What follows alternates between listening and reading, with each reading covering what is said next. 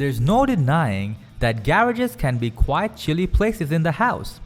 Poor insulation usually leaves the walls exposed to the elements, and the gigantic garage door allows a lot of cold air when opened.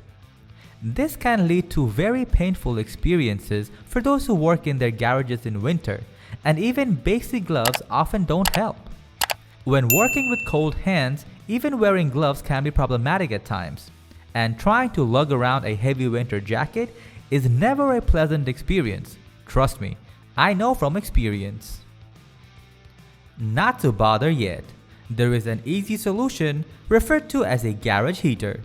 In any case, a worthy heater is sufficient to make your workshop area comfortable in the colder time of the year without being excessively costly to run.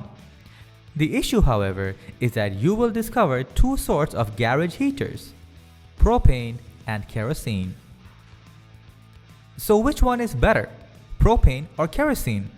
In my professional experience, both have their benefits and hindrances and may be a preferable choice depending on multiple factors.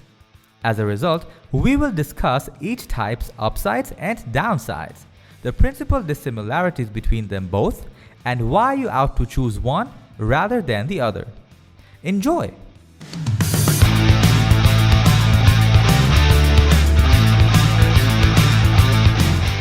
Propane is one of the most common and affordable fuels available for heating purposes, primarily because it's easy to acquire, store, and use. Propane-powered garage heaters typically produce more heat than kerosene models. This makes them ideal for bigger and colder garages in need of a source of warmth quickly. When it comes to safety, propane garage heaters don't require any electricity, just simple exposure to open air, making them a much safer option compared to electric-powered alternatives.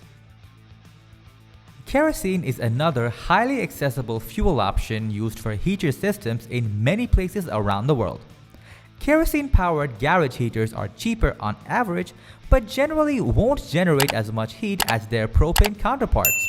However, they still provide enough warmth considering they burn more slowly than propane, meaning they can be left running over long periods of time without needing refueling as often.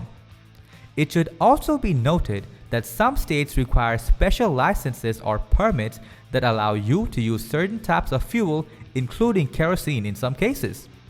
Make sure you check local laws before investing in one of these systems. Both propane and kerosene-powered heater systems feature low levels of emission when used correctly, making them equally safe for everyday use in residential settings like garages. Heat content. The heat content in both units is different, with kerosene fuel having a higher BTU rating than propane. In particular, kerosene produces 135,000 BTUs per gallon, where propane manages a slightly lower 91,600 BTUs per gallon. Hence, a kerosene heater will generally use less fuel for the same amount of heat than a propane heater.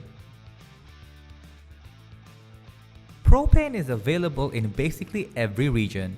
Meanwhile, kerosene is just applicable in certain depots.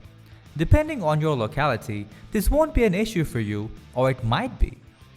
Survey your area for spots offering kerosene and if there's a store near you.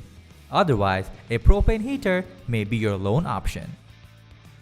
As noted before, as kerosene yields higher BTUs per volume, its superior efficiency makes it cost-effective based on current rates. However, that could vary with time, since oil and gas prices often vacillate uncontrollably. Throughout this video, we have attempted to spot the differences between these two in order to support you. Appreciate you for taking the time to watch this video. Please inform us which one is most suitable for your requirement.